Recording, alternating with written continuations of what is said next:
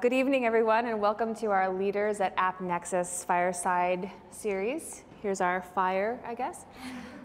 This is the first of what will be a regular series of conversations with leaders and innovators who are breaking new ground in technology and media. Tonight's event in particular is sponsored by the AppNexus Women's Network, and we're thrilled to be bringing you a fireside chat with Reshma Saujani, the founder of Girls Who Code. So the topics we're going to be addressing tonight are pretty near and dear to me personally. I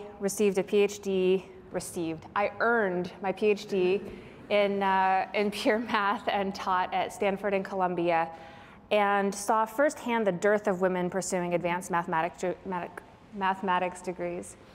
And now that I work in technology, it's pretty clear to me firsthand again that there's a gender gap here as well. So I see it firsthand. And in fact, for years, we've been talking as a country, actually, about the importance and the need to get more women in science and technology, right? This is a common refrain. And our guest tonight took it beyond just talk. Reshma Saujani founded Girls Who Code in 2011, an organization dedicated to bringing technology and engineering skills to young women in underserved communities.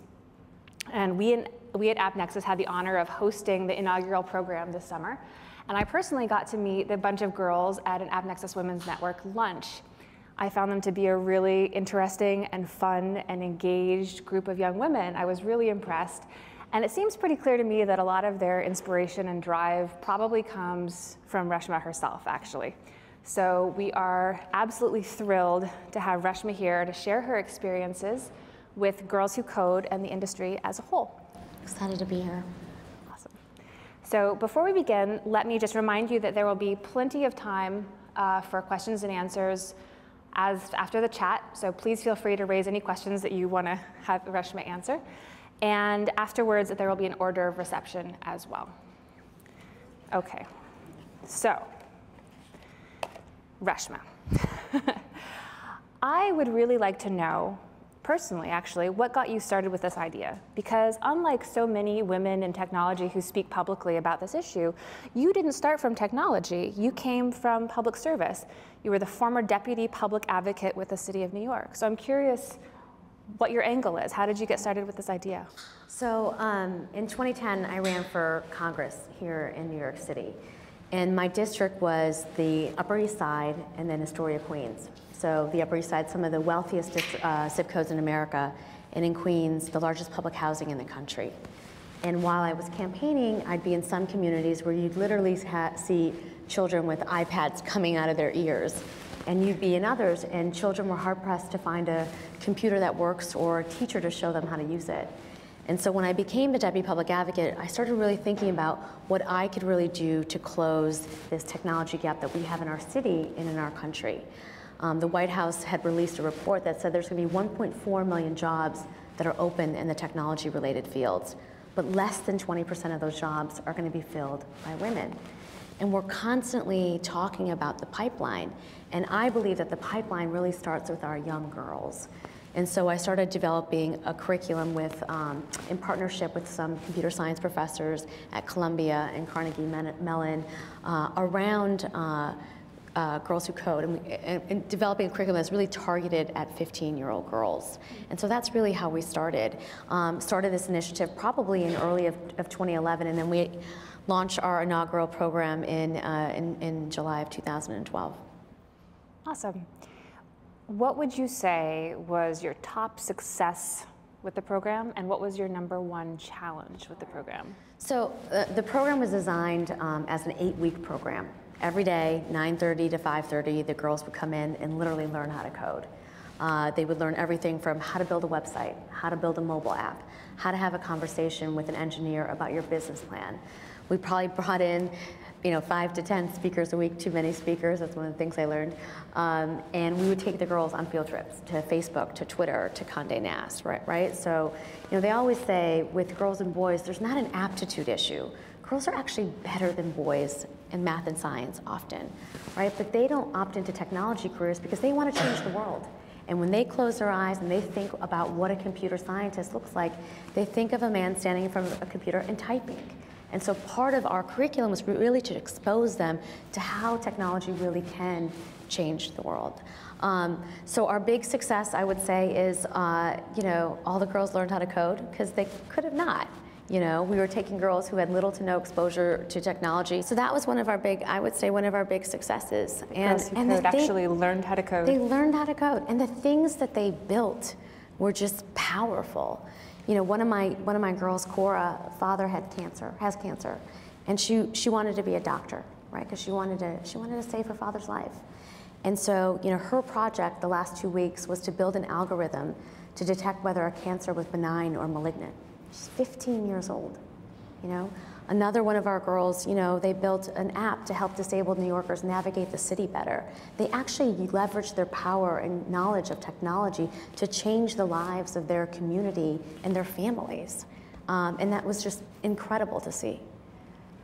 That's awesome. Out of curiosity, what did they do on their field trips? So, like at Guild Group, we would organize all of the engineers, and they would essentially give them a project or an assignment. They went to Condé Nast and learned, saw like the app that Teen Vogue had actually built to encourage more young women to shop. But, a lot of it was just exposure. Just seeing it in action. Yeah. Okay. And touching and feeling it, right? And they never thought that computer science, like if they learned computer science, this is what they would be able to do. Got it. So what about the biggest challenge, would you say? I think the biggest challenge was we picked our inaugural class to have a diverse skill set. So we picked girls, if you're familiar with New York City, that are from Bronx Science, right? So have AP Computer Science or may have had somebody in their classroom or in their life that was teaching them that. Like one of our girls was doing C++, experimenting with it kind of on her own before. And then we picked girls from Hudson High School, which barely have a computer lab that works, don't have computers at home. And we wanted to see kind of whether they could get to the same level as one another. And so in many ways, the number one feedback, and they did, right? And in fact, some of our top students were the ones who had no exposure to computer science before they came to Girls Who Code. And so the number one feedback from the girls was make it harder. We didn't make it hard enough. So we're making it harder. Yeah. Awesome. So the number one challenge was that it needed to be a challenge. Yeah. Awesome. Yeah, exactly. Okay, how about this one? What was your biggest surprise? I mean, that obviously sounds surprising, but just what were you completely unprepared for, if anything? I think it was, it's what the girls have done after the program, like on their own without, Reshma or Kristen Titus, who's our EDE, prompting them. They've started Girls Who Code clubs. They're teaching their family members. They're teaching girls in their mosque. They're teaching their father how to code, right? They're coming here on Sundays, on the weekends to spend time with our teacher and actually learn more. When we started our program, only one of our girls was interested in majoring or minoring in computer science. When we graduated, all of them were. 5 of our seniors right now that are going through the college process are actually applying to major or minor in computer science. So we really dramatically shifted the numbers. So they say that less than 33% of girls will opt into this. We were at 100%. So we did something. We did something right. And I think when you're going into something that no one's ever done before, you don't know what you're gonna learn, right? Everybody said, you're going to learn so much. You're going to tweak the program. You're going to change things, and in many ways, we figured it out, and now we're just making it better. So I've heard some stories, hearsay, I guess, about some cultural issues that played a role then with getting the girls involved in the program. Could you speak to that a little bit? Yeah, I mean, so 2 things. We didn't require that English was their first language. So we definitely had girls from 11 different countries, right? So an incredibly diverse group of girls. And so some of the girls struggled, right? Because English wasn't their first language, and now they're learning coding, an entirely new language. But what was amazing was watching the girls really help one another. Secondly, we had a lot of Muslim American girls whose families had never let their daughters kind of travel on the subway alone. I mean, remember, these are girls from the Bronx, Queens, Staten Island. They're getting up at 6 in the morning, going on the subway by themselves to come here, spending the entire day, in a company. Most of them have never been in a company before. And so it was a lot of trust from their parents. One of my girls, Kadi from Senegal, right? She had just come here from Senegal, several years ago. And girls don't have access to technology. And many times these girls are married off when they're 17, 16, 17, 18 years old. And so here now she was, learning a skill set that was going to allow her to not get married off that young. Would you say there was conflict there? I think we had to spend a lot of time with the parents. And that's important, right? We had to get them comfortable. Parents came to our classes. They watched, they listened, they learned. They had to trust in us. In AppNexus, so the thing I haven't mentioned is this program would never have happened if it wasn't for AppNexus. When I started Girls Who Code, it was very much bootstrapped, right? I was this young woman running around with an idea, asking people for resources to help me teach these girls how to code in a period where no one thinks that you can teach girls how to code, right? And I remember it was like 3 weeks before classes were about to start, and I had picked our 20 girls, and we had no place to teach them. And I was just fortunate to be talking to Brian O'Kelly, and I was like, hey, do you have a conference room we can borrow? He probably had no idea what he was getting himself into. And he said yes. And we literally invaded your guys' lives, for 8 weeks, ate all your snacks, you know what I mean? Like, did everything. And it was just, it was incredible. It was cool. Yeah, it was cool having him here. And I know, I heard as Brian was kind of sending out an email and talking to folks in Tesco saying, we're bringing these girls to learn how to code, a lot of the women at AppNexus said, you know what, I want to learn how to code. And now women, coders are teaching non-coders here at AppNexus how to code. It was and that's what we talk about building a movement. Well, so that's related to, I guess, my next question, which is, what do you say? Are there cynics who say that, training up 15 or 20 girls at a time is not really going to make a big difference overall? The numbers you mentioned, something in the millions, What do you say to people who say that this is not enough? Well, I mean, first of all, I say to them, if you teach one girl how to code, she will teach 4. And that is exactly what we've learned. If you teach one boy how to code, he will teach nobody. So there's a benefit in teaching girls, and it's a fact, and it's true. And it's exactly what's happened with our program. 2, it's like, our goal is to teach 1 million girls how to code by 2020. And we've taken our immersion model with our curriculum here that we're doing and have connected it to launching Girls Who Code clubs in high schools. And so I think that we can scale. But you have to start somewhere. And we don't invest in girls' education in this country at all. The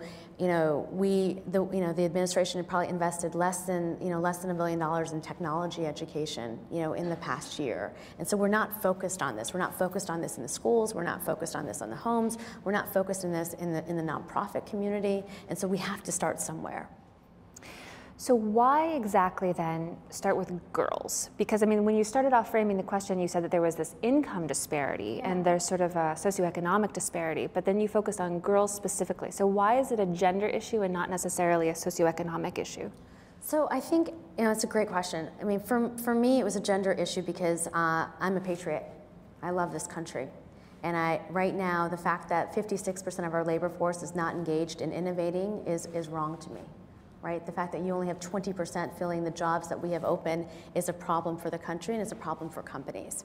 And because we have no idea what we need or what's out there because women are not innovating, right? We're not given the skill set to go out there and do that. And this was why, some of our first partners were Twitter, eBay, Google, Intel, Microsoft, the major titans, GE. And for them, it was a pipeline problem that they have.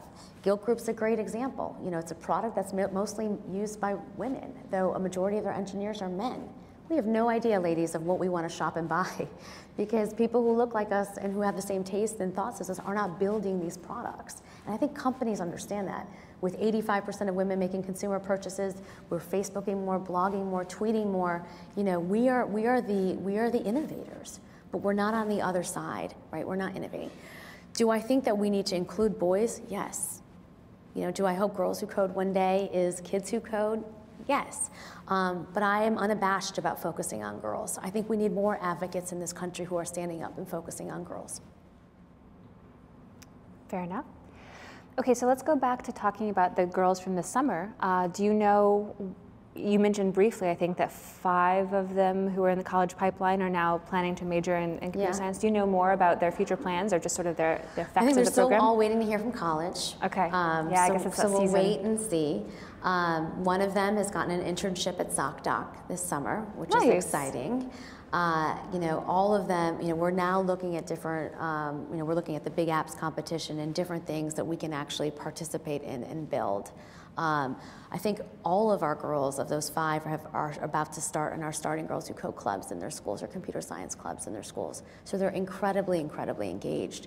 And what's amazing is, you know, they have their own Facebook page. They're constantly communicating with one another, helping one another, teaching one another. So they've stayed sort of cohesive as a community. Absolutely. I mean, Cora and Nikita, last week we spoke on a panel at Google together. And that's the other thing. It's been amazing to see these girls' confidence levels grow. I mean, when you're able to code something, that's powerful. It gives you a sense of like strength.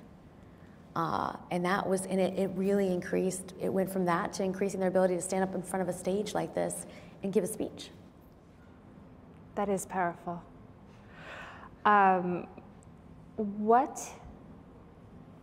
So again, you've touched on this, but what is the future of the Girls Who Code program? You've mentioned that there are Girls Who Code clubs. Yeah. Is that so? We're getting ready to launch, and we're launching 7 to 8 programs in 2013. So we're going from 1 to 8, which is amazing. 20 to 22 girls at every single program.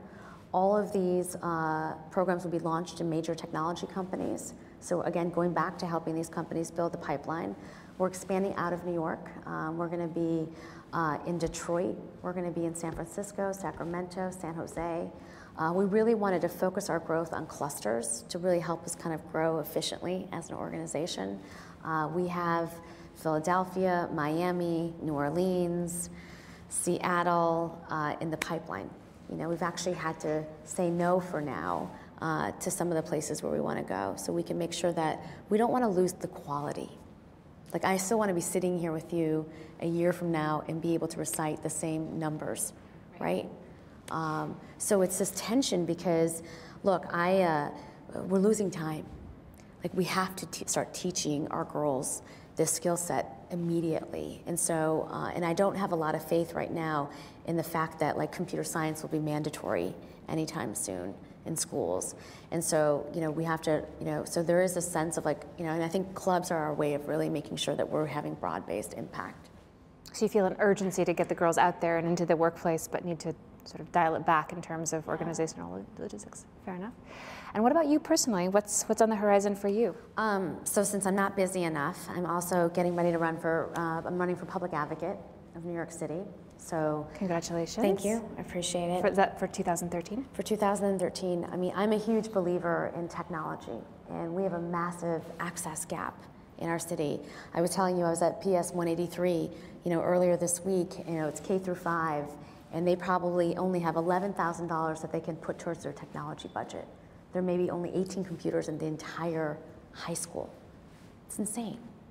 And so we have a discussion or a debate in this city about whether there is or isn't Wi-Fi access. You know, we can simply 4G our schools, but we find that to be bureaucratic and unable to change, and I'm going to change it. Now, as if founding Girls Who Code and running for public office weren't enough, you also, if I understand correctly, have a book coming out in 2013. Yes, don't remind me, but yeah. I'll remind you. Because I still have to make edits.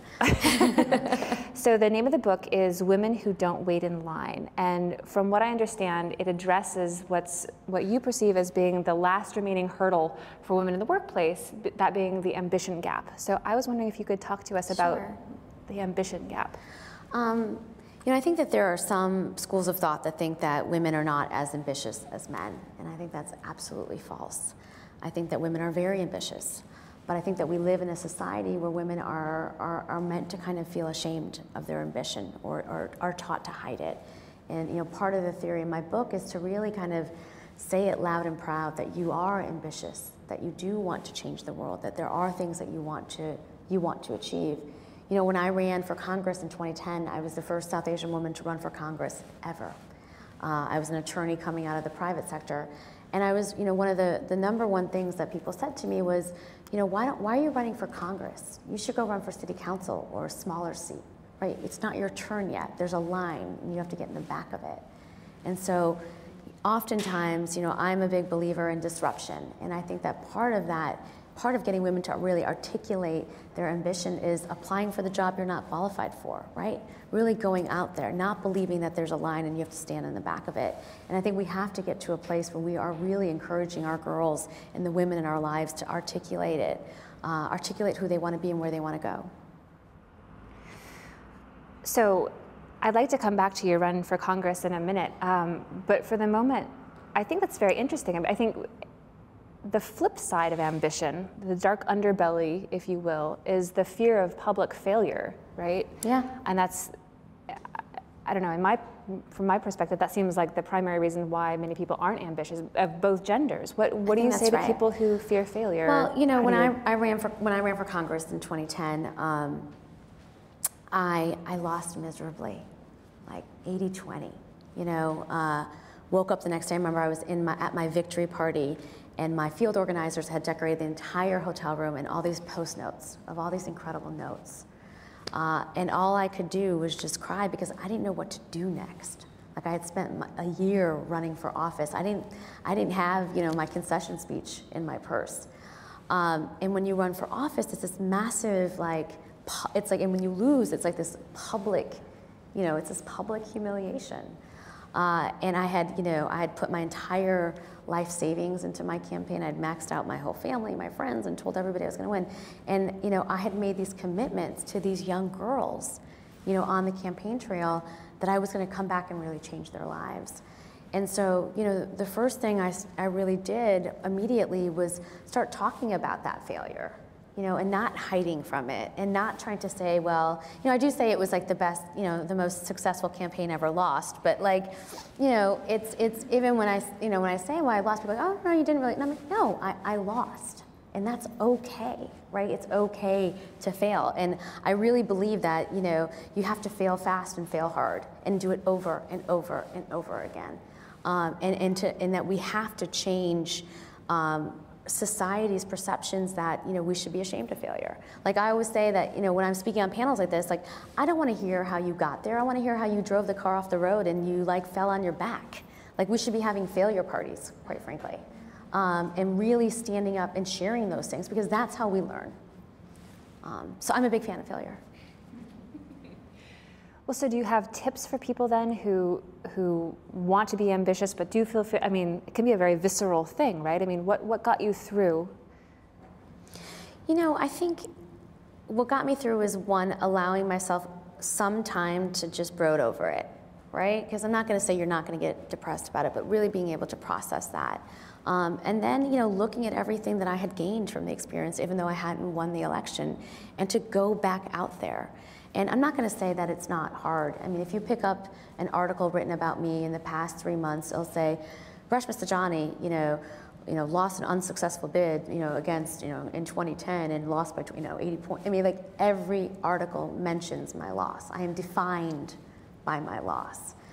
When I go out there now and I'm raising money or getting support, the first question is, well, you lost in your last election. And I was like, yeah, and Barack Obama lost 80-20 to Bobby Bush.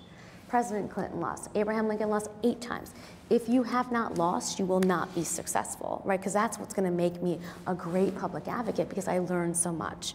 And so part of that, I think, is, one, dealing with your own insecurities about it and just really owning it, And almost for me, it's I almost had to psychologically get through everything that I thought I would feel and lose if I lost, and be okay with it.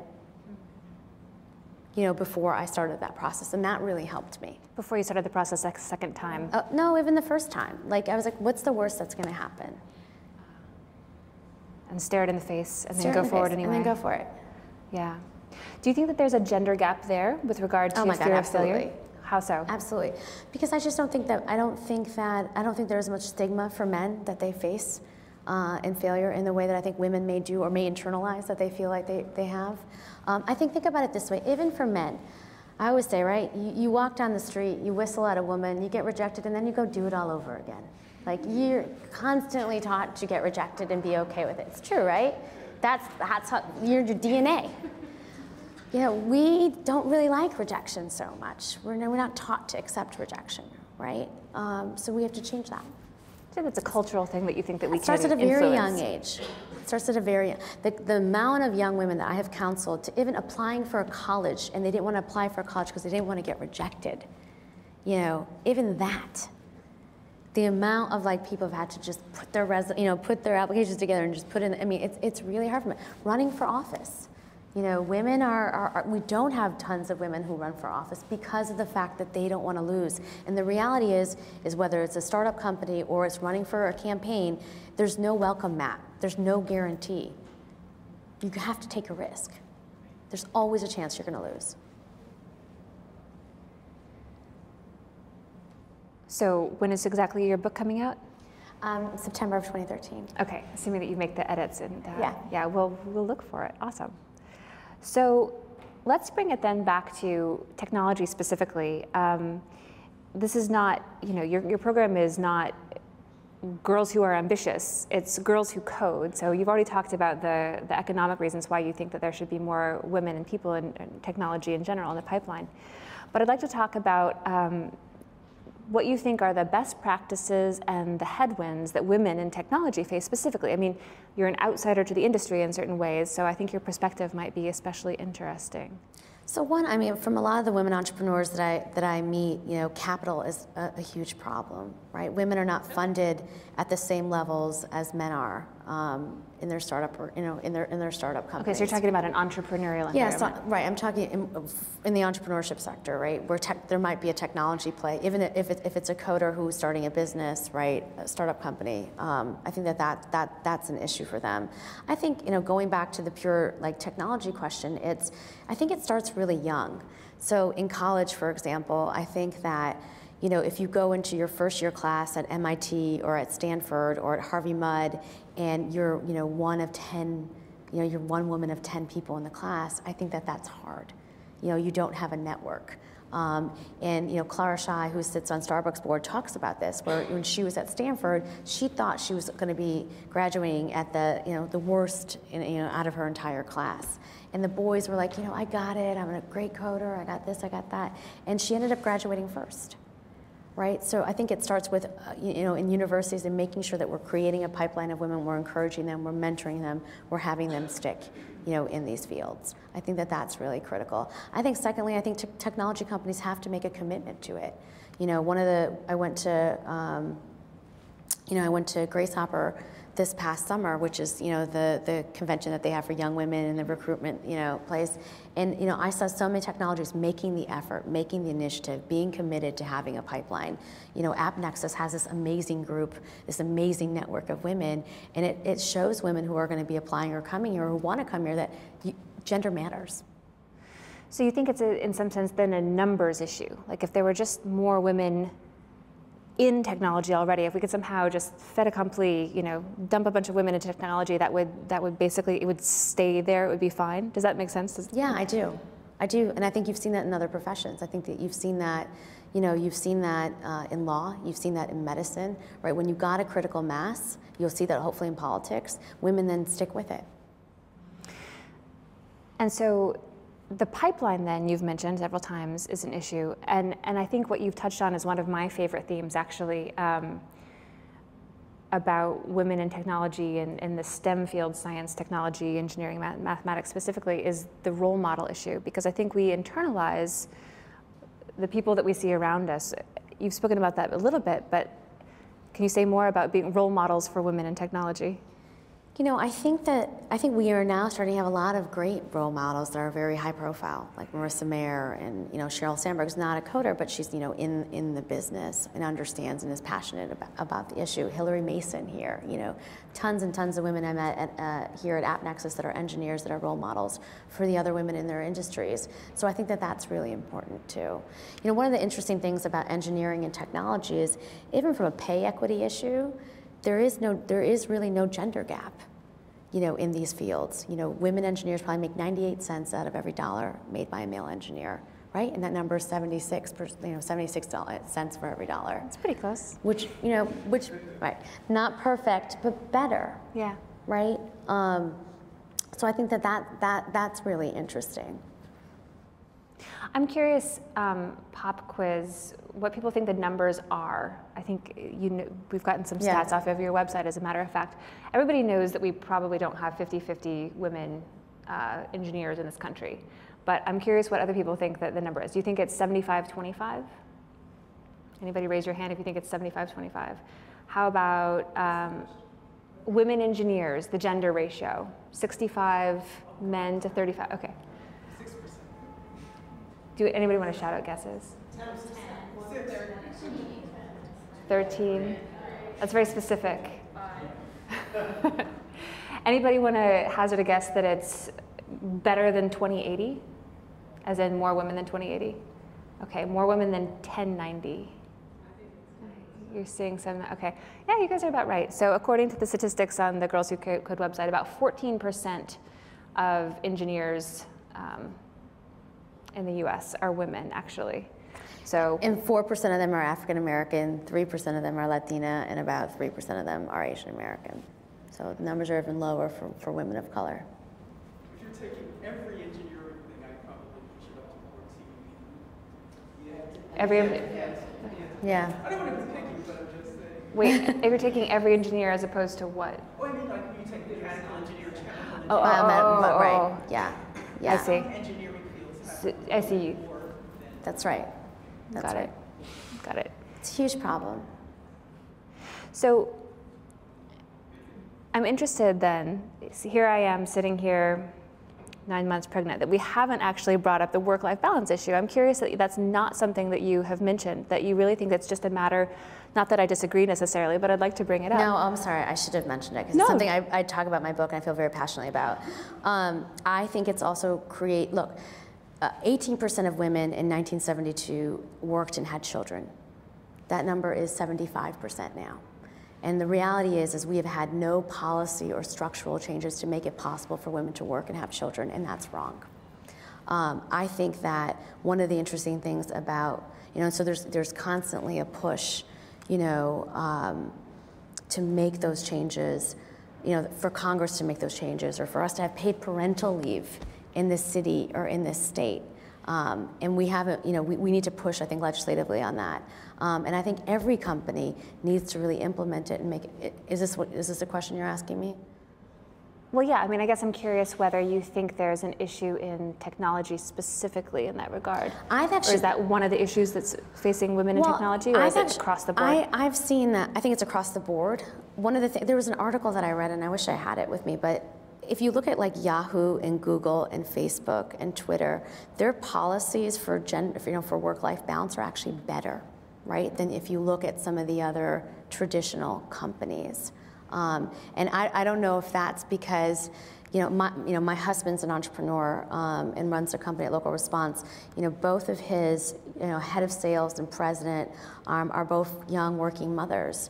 And for Nahal, it's you set your hours, go home and be with your kids. Bring them in. We'll put a playpen in the back, right? And maybe because hopefully we'll have a family one day, but maybe it's being younger and getting it and family being important that there's a shift, I think. Yeah, I hope so. Technology companies are sometimes very progressive in this arena, so it may not be that is the central thing about women in technology. Hello. You may have said this at the beginning, but I wonder, what are the main reasons that you hear from young women today why they're not going into software?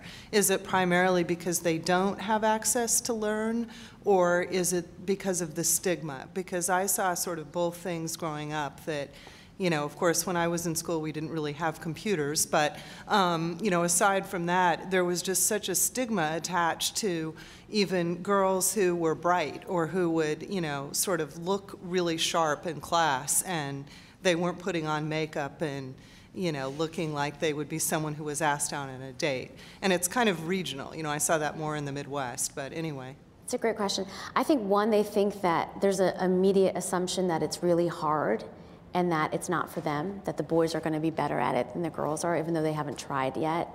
So it was, even in our first 2 weeks, we asked the girls, when you think about computer science, what are the words that you think of? And they thought of challenging, intelligent.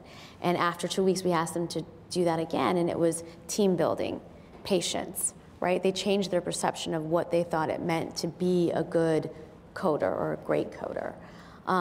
So I think that one, and two, there really is a lot of cultural stigma.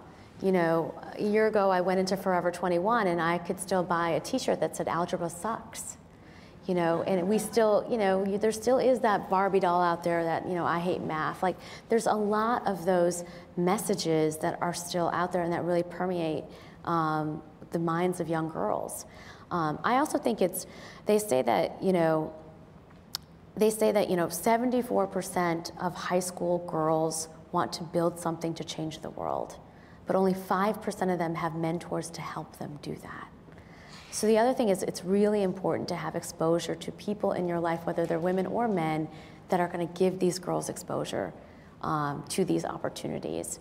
You know, even they say that a Girl Scouts had this great study where they really looked at STEM, and you know, they said that if a girl is likely to have a parent that is pushing them towards science, technology, engineering, and math, they're like, you know, 50% more likely, you know, to apply to be in one of those classes. So culture plays a huge role, I think, in these numbers. It's not aptitude.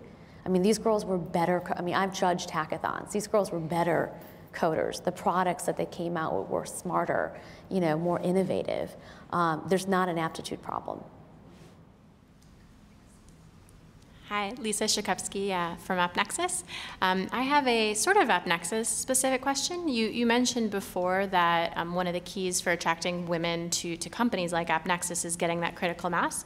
I think that's something we're sort of aware of, and as part of the AppNexus Women's Network, we've been thinking about how do we build that mass, because I don't think we're quite there. So I just wondered if you had any suggestions for how to sort of build that mass and then sort of make sure we retain the talent that we are able to attract. Yeah, I mean, I think, so I always say, you know, one of the other things I write about in my book is, you know, I think that women should pick successors that are women.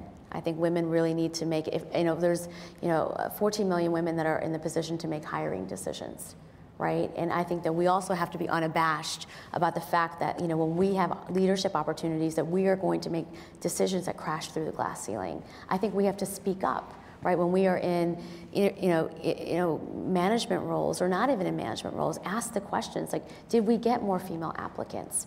You know, did we, and I think even for me, when my husband and I first started dating, I asked him like, how many women are in your, how many women are in senior positions in your company? And I kept talking to him about it, and he found incredible women that work for him. They're out there.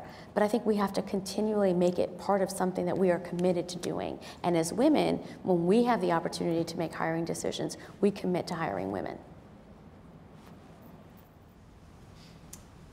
Kind of an example to preface my question. The country of Estonia, I believe, started mandating computer science or like foundational curricula at the age of 6. Kind of an extreme example. And there's programs like Citizen Schools that focuses on middle schoolers. Can you talk about your decision to focus on high school girls? Yeah, we focus on high school girls because I wanted to be able to stay with them. I do think that we should be starting in middle school, for sure. Like, I think we should be teaching our kids Scratch, as young as 5 years old. But for me, I wanted to make sure that if I had Julia, and she was a rising junior, that I could stay with her junior year to senior year to get her into college and to make sure that she was still, passionate about what she was doing. And I just didn't feel like, as an organization, we didn't have the resources or the bandwidth to start them at 6 and stay with them till they were 17. Cool. Thank you. Hi. I was listening with interest as you were talking about kind of the markets you're moving into next. I noticed they're kind of, tech established markets, even places like Portland and Seattle. They may not be there yet, but they're definitely getting there. I was wondering, because, these cities are already tech established, they have this established startup culture. Have you ever thought of going into other markets, like maybe more Midwestern cities, where there isn't that male startup VC culture? I mean, what's kind of stopped that? Money. Yeah. Our programs cost $50,000 to put on, so like $2,500 to teach a girl. And in many ways, I don't have major people coming to me and writing me $1 million checks yet. So I literally fundraise $25,000 a time, $50,000 a time, and it's the companies that stand up and say, come, we'll host you, that somewhat dictates kind of our market right now. But I'd love to be in the Midwest. Like, I'd love to be at parts in the Southwest. That's where we need to be. And one of the things that we're trying to do in building our Girls Who Code club structure is to figure out whether, if a girl tweets at me from San Antonio, Texas, I want to be able to teach her how to code. And not have her have to wait till I find the resources to get out there, which is the position I'm in now. So, you know, for us, it's like, can we start building a model and a platform that a girl can actually access some of this stuff online? You know, we're thinking about too, you know, is there a Khan Academy-like model that we can actually bring our curriculum to? But the access issue is real. You know, even with our girls, I had to send half the girls home with a computer. And it was hard for us to find computers. I still have friends right now. I'm like, oh, you're not using your Mac anymore? Like, send it to me. Like, it's really, you know, when I started Sprint, I didn't realize how some of the basics are so challenging. Thanks. Hi. So I agree with you that trying to engage girls at a younger age is definitely going to be really pivotal in bringing more girls into technology roles in the future. But would you speak to any sort of behaviors maybe by male developers currently that might make the workplace just, I don't know, less inviting to females? Or do you think it's a cultural issue or something different? I guess I'd love for the women, I mean, since I'm not around male developers a lot, I mean, I've heard stories, but I mean, I'd love for some of the women in this room to speak to that issue, because I'm sure in some places culture is, as it often is, a big impediment. You know, I used to work in the finance industry. You know, trust me, like, I can talk a lot about, you know, culture, and you know, it pushing women out of really upward mobility and excelling. Hello, my name is Jeff Friedman. I just started a food technology company, and our kind of core user is actually predominantly women.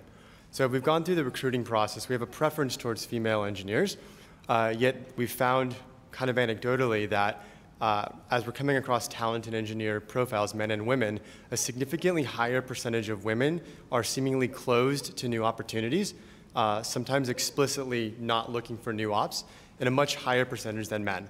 So I'm wondering if you can speak to whether that is just kind of anecdotal or something that you've seen as pervasive from female engineers versus male engineers. That's an interesting question. You know, I've definitely seen that issue in other industries, right? Where women feel like they're climbing, they get there and they just want to stay there, right? And that they're not, you know, I write about this in my book, it's like, you know, go on a date. Call your recruiter once a year, even if you're not looking, just to know your worth and to value yourself. I don't think that women traditionally do that, so I'm not surprised that you're finding that as an issue.